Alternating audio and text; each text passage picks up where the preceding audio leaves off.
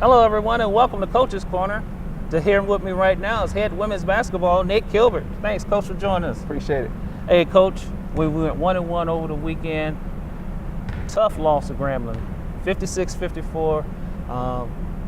Went into Jackson, beat Jackson 78-71. Talk about those two games, Coach. You know, it was a slow start in both contests for us, but we were able to pick it up midway through the second quarter and carry it on through the second half. Well, I think the slow start seemed to be our theme song. We've been starting slow all year long, and I really don't have an answer to that, you know, because that's not something that as a coaching staff we want them to do. But we seem to pick it up as the game goes along, and it's really not how you start, it's how you finish. And we've been finishing the game pretty good of late, but the game against Grambling, I just thought we missed too many shots around the basket, missed too many free throws, because we got to the spots we were trying to get to. We got the shots that we wanted. We got fouled on a lot of them, didn't shoot free throws well enough to, I thought we really could have pulled away from them. We just missed those little easy shots around the basket, missed the free throws down the stretch that really could have won that ball game if we had a shot free throws better, I think. But, you know, you're on the road like that, you have a chance to win the ball game. That's all you really can ask for. And we had a chance to win that ball game, and I really thought we should have won it. Okay, Coach. Faith O'Hunter. She was big for us against Jackson State, 17 points, 11 rebounds. She had 9 points and 4 rebounds. Well, wait a minute, let's go back a step. Let's go back to the Grambling game here for a second. Talk about the balanced scoring in that game. Grambling had 3 players to score in double figures, whereas we had no one scoring double figures, but we lost 56-54. You want to talk a little bit about that? Yeah, we didn't have anyone to score in the double figure, but we had a lot of 8s, we had a lot of 9s, you know, we had a lot of 7s. And I think that's the way you win ball games, when you have a bunch of people scoring 9 and 10 points a game like we did in that ball game, because it's hard to scout that. You know what I mean? You don't have one person scoring a lot of points for you. Like Head and Bruton normally are our main scorers, but they didn't score a lot of points for us that game. But we had other people to step up and score points. And when you got people doing that, it's hard for teams to dictate where your offense is going to come from. And those are the most difficult teams to beat. And we're capable of doing it. I mean, people that scored, I think Faith scored 9, Muhammad scored 9, Asia scored like 7 or 8, something like that. All those kids are capable of scoring points like that. So it wasn't, it wasn't something that we didn't think could happen. We knew our kids are capable of scoring points like that. We just got to move the ball more, get more people involved, and then you start to see Destiny and Head start to make bigger plays for us when we really need it. Okay, so let's look at the stat sheet, Coach. Faith O'Hunter with 9, Malik Muhammad with 9, the lead our scorers. Aja Richardson with 8. You had Destiny Bruton with 7, Shantayla Harris with 7, and you had Nia Head with 6. Pretty balanced scoring. That's pretty balanced scoring.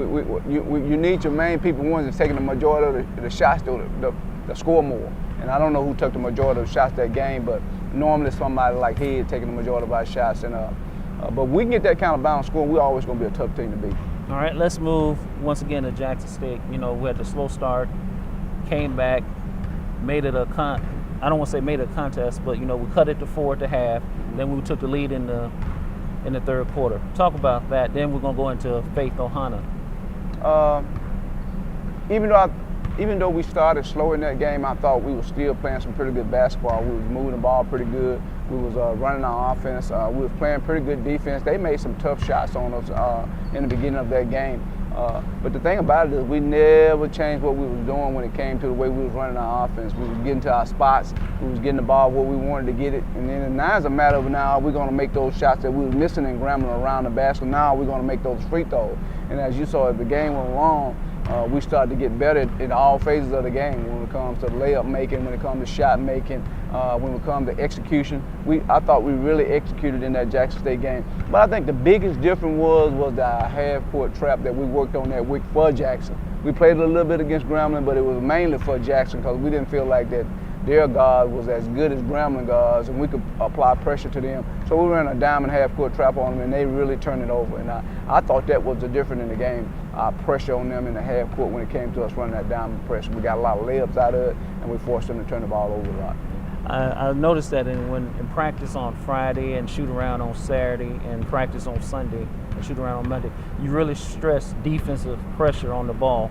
this week. Now, how important is the defensive pressure? I mean, anytime you put that kind of pressure on the ball, the person you're pressing can't see open people. You know, anytime you're trying to trap one person, the person's got to be good because you got two people on one. So that means somebody is open, but you want that person that's open to be way away from the ball. And a lot of times, if you got the right kind of pressure on the ball, that ball person cannot see that open person. And that's what we try to do. Thought we did a very good job of it against Jackson. And if we continue to run it like we're capable of running it, we could be a dangerous team just with that press alone. But the biggest thing in the Jackson State game was free throw shooting. By far, I think we made 12 of our last 13 free throws. And that's what really stretched the game out because we shot free throws so well down the stretch. Okay. Now, Faith Hunter for us. She had a double-double in the game, 17 points, 11 boards. Talk about her play. Well, you know, Faith is someone that we've been depending on all year long because she's a junior college kid. She's not a freshman. She's someone who's been in the game a while, who understands what we need her to do. She's a matchup problem for post players because she can shoot the three, she can put it on the floor, and she's not slow at all. She's pretty fast. I think that's how she got a lot of her layups because she was running rim running and getting a lot of layups, and Bruton was finding her. But she's just so strong. She really has no weakness when it comes to a game. She can shoot it. She can play good defense. She can rebound the ball. As you can see, she had 11 rebounds. She's just a monster, and she's a hard person to deal with if you're talking about on the defensive side of the ball. She can create problems for you. Okay. Well, let's go to the stat sheet here, Coach. Like we said, Faith Hunter led all scorers with 17. Asia Richardson with 16. Nia Head with 12. Talk about the play of Asia in the Jackson State game. Well, Asia's starting to get her ankle back. I mean, that's been her problem in the beginning of the year. She didn't have the spring that she's having now. As you see, when she put the ball on the floor and she goes into that jump shot, you're starting to see that kangaroo spring that she used to have to get her jump shot. And that's very important for her to be able to get that kind of balance and be able to get that kind of punch from her jump shot. Because in the beginning she was not getting there because of the ankle injury, but now that ankle's starting to get well and she's starting to play the kind of basketball that we need her to play in order for us to be successful, because we depend on her to be able to make those little jump shots she's taking. She takes a lot of them during the game, but she's quite capable of making a bunch of them. And you're starting to see her make those shots. You're starting to see her get in the passing lane and get a lot of layups, and those are the things that she's doing, was doing for us earlier in her career. She's starting back to doing them again, and that's really going to make us a good ball club, because once she started to do those things, we can't get nothing but better, because she's a person that we're depending on in certain areas defensively, and a person that we're depending on to make open shots, and she's starting to make those shots now. Okay. Well, Coach, we finished the first half of conference play. Second time around, we travel to Alabama this weekend. We have Alabama State on Saturday night. We have Alabama A&M on Monday night. Talk about playing them. Talk about the second start of the conference play. Well, second half of the conference play. You know, the second half of the conference play is a little different for us because we start off with Mississippi Valley, and then the second half we play Valley at the end of the conference. So we won't start with them in the beginning of the second half this year. We'll go to Alabama State and play Alabama A&M, and what you know is always hard to win up there in Alabama, whether you're in Huntsville or Montgomery. It's tough to win at Alabama State. But, you know, what we're trying to do now is continue to play good basketball. I think we're really starting to improve and do some of the things that we've been working on all year. We're starting to get a good chemistry on and off the bench. Our bench is playing just as well as our starters, and I think that's good. But anytime you're facing Alabama State at their place, your P's and Q's, all of it got to be on. You got to be able to make free throws. You got to be able to make shots around the basket. You got to be able to make open shots, and you got to play good defense. I think that's why Alabama State is so good in my eyes, is because they're a good defensive team. It's not because they're so great offensively. They're just such a great defensive team. And when they're having hard time putting the ball in the basket, they're able to hang around because they play such good defense. We're starting to do that now. We're playing good defense now. So when we have those moments when we're struggling offensively, we can still hang in games. And playing in Montgomery, you're going to have those moments when you're playing solid defense, because they're so good defensively. There are going to be some stretches in the game that you're going to struggle. Okay. What did we do well in both those games, Coach? Well, I thought in the Alabama State game when we played them here, I thought we played pretty good defense against them. I mean, I thought we defended their post well. We kept the game close because we was able to defend their post well, and their guards wasn't making a bunch of outside shots. But as the game went along, their guards started to play better. Their guards started to make open shots, in which forced us to try to be a little bit more aggressive toward their guards, and we allowed their post players to start getting open shots.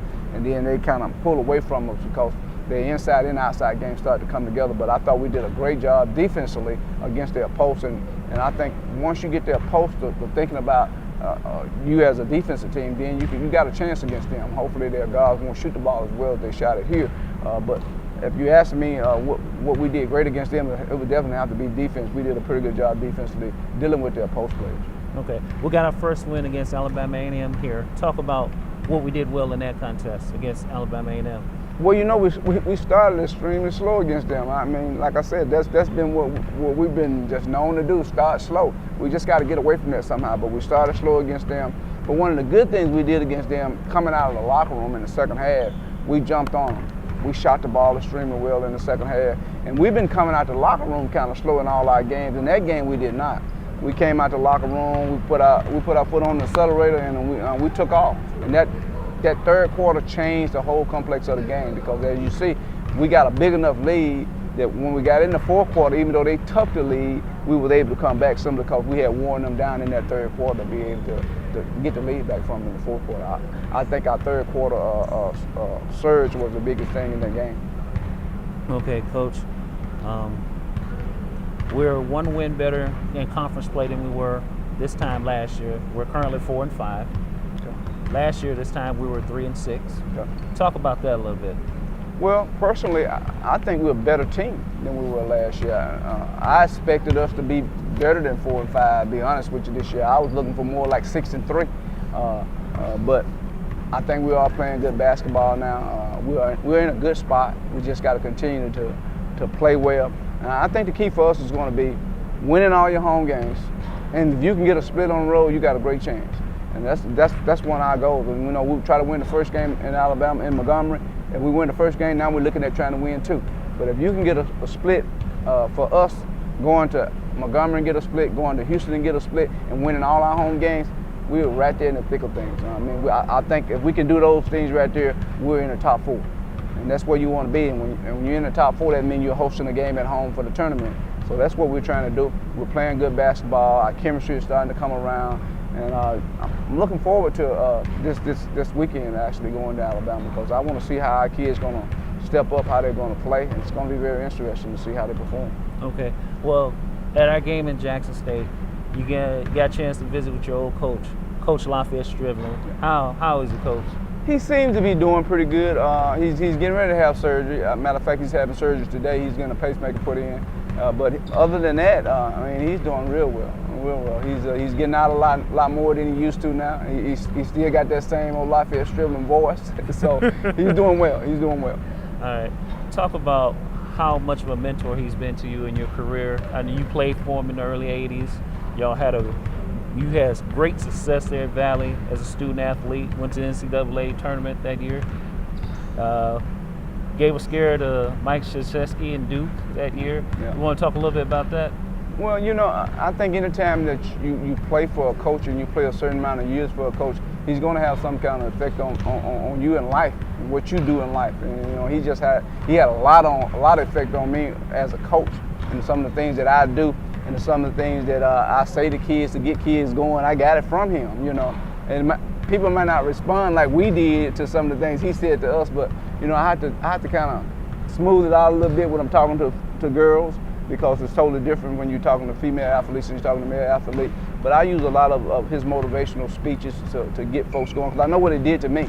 Because one thing I can give Lafayette Stribling credit for is he always got the most out of his players. If you had it in you, he could get it out, you know. And I try to be the same way. I thought he was more of a coach's type, a player's type coach. I try to be that with my kids, you know. I try to let them know that you can make mistakes, and that's all part of the game. You just have to get past those plays, and that's where he was. He wanted you to know that, look, show me what you can do. You don't forget about a layup's always. He'll always say this: a layup always supersedes the play. If you got where you can get an open shot or a layup, it supersedes the play, and he will let you know that. And I try to be that way with my kids so they can feel comfortable playing the game, and that's one of the biggest things that I took from him. Making your kids feel comfortable when they're out there on the floor, and you're not going to always be breathing down their back. I think that makes kids feel free to do some of the things that they're capable of doing. And he always made me feel that way. So I tried to make my kids feel the same way. Well, we wish nothing but best for Coach Stribling. Well, Coach, let's go to the conference standings here. We got first place, two-way tie for first place. Texas Southern Alabama State is 7-2. Three-way tie for second place. Southern University, Grambling State, Alcorn State at 6-3. In third place is Mississippi Valley at 5-4. We're in fourth place at 4-5. Prairie View is in fifth at 3-6. Jackson State is 1-8 in sixth place. And in seventh place is Alabama A&M 0-9. So this is where the truly starts conference play right now. These last 9 basketball games are very important. Talk about how important they are. Well, I mean, it's so important that you can be in first and you mess around and lose 2 or 3 games. You can be in 7.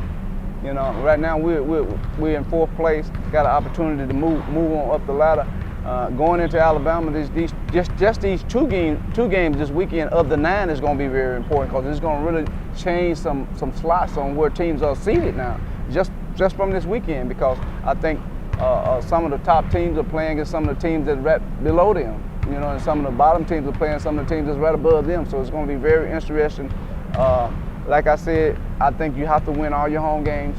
If you want to have a good seed, you got to win all your home games. And if you can split on the road, you're okay. And that's what we're looking to do when we go on the road. We're looking to get 2. But if we get a split, I think it's great if we're going to come back home and win our home game. But these last 9 ball games could be the difference. The team making the tournament and the team not making the tournament. And I think it's as simple as that. They're very important. Okay. Well, Coach, we thank you for joining us this afternoon. Appreciate it, Ronnie. Best of luck this weekend. That's UAPB women's basketball this weekend. On Saturday night, we're at Alabama State. You can listen live on Hot 89.7 with Mr. Tim Stubbs calling all the action. And again on Monday night against Alabama A&M in a 5:30 start with Mr. Tim Stubbs once again calling all the action. Once again, this is Coach's Corner. I'm Ronnie Johnson with Nate Kilbert. And have a good one.